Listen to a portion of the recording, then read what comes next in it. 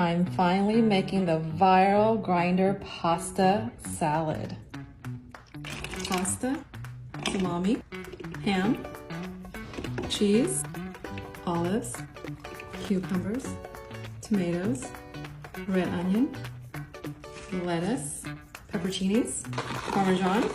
For our dressing, I'm using mayo, Dijon mustard, red wine vinegar, olive oil. I have some oregano and salt. Just give it a good whisk.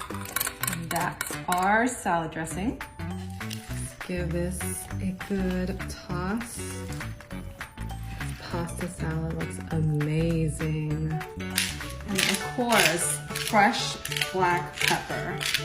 Each bite tastes different because there's so many different ingredients. And the Parmesan with the pepperoncinis,